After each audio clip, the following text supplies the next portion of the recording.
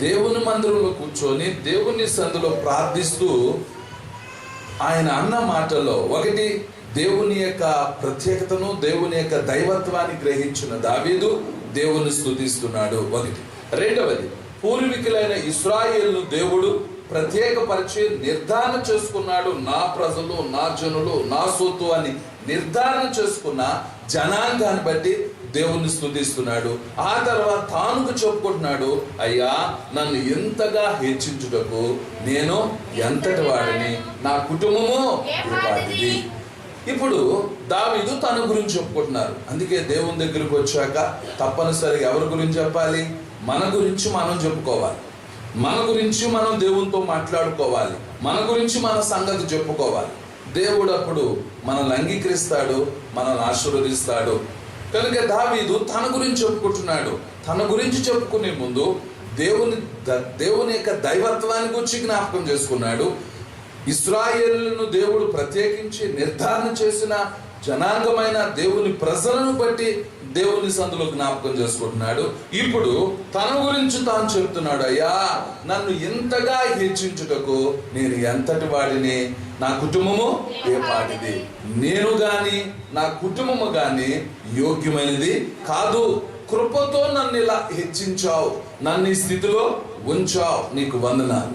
దేవుని సందులో ప్రతిరోజు మనం ఎప్పుడు ఇలాంటి ప్రార్థన స్తుతి దేవుని సంధికి అర్పించడం, అది మనందరి కృప, దేవుడిచ్చే భాగ్యం అనుకోవాలి. కనుక దావీదు అలా ప్రార్థించాడు. ఆ తర్వాత రాబోయే తన కుటుంబాన్ని గురించి దేవుని సందులో సిద్ధపడుతున్నాడు.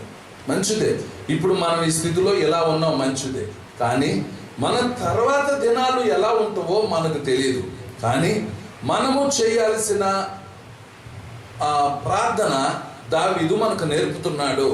దావీదుకి దేవుడు కృపతో దేవుడు జ్ఞాపకం చేసుకున్న, తననైతే దేవుడు దీవించాడు, తనను దేవుడు ఆశీర్వదించాడు, తన కుటుంబాన్ని దీవించాడు, అంటే తనను దేవుడు ప్రత్యేకించాడు.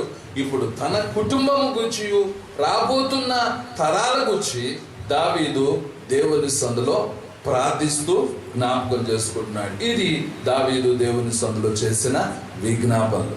అలాగే దేవుని బిడ్డలమైన మనము మన ప్రభు యొక్క గొప్ప రక్షణను బట్టి ఆయన స్తుతించాలి.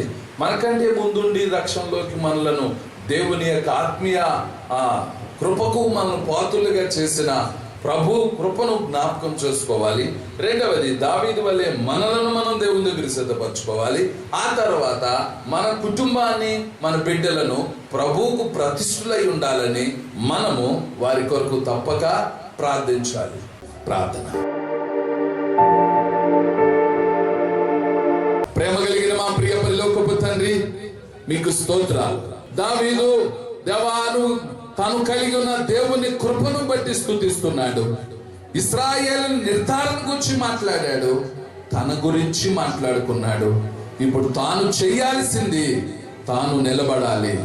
తాను చేయాల్సింది తన కుటుంబాన్ని నిలబెట్టుకోవాలి. తాను చేయాల్సింది తన తర్వాత తరాలకు కావలసిన ఆత్మీయతను తన జీవితంలో సంపాదించుకుంటున్నాడు. నాయన, మేము కూడా మా జీవితంలో అనేకులకు దేవా సాక్షార్థమైన మాదిరి జీవితాన్ని మేము కలిగి జీవించి మిమ్మల్ని మహిమపరచున్నట్లు కృప దయచేయమని, ఎవరైతే ఈరోజు ప్రార్థనలో ఏకీవిస్తూ దేవా మీ ఎదురు దిద్దుకొని సరి చేసుకొని సమాధాన పడుతున్న వారిని అంగీకరించండి, దీవించండి. యేసు నామమున అడుగుచున్నాము తండ్రి, ఆమేన్.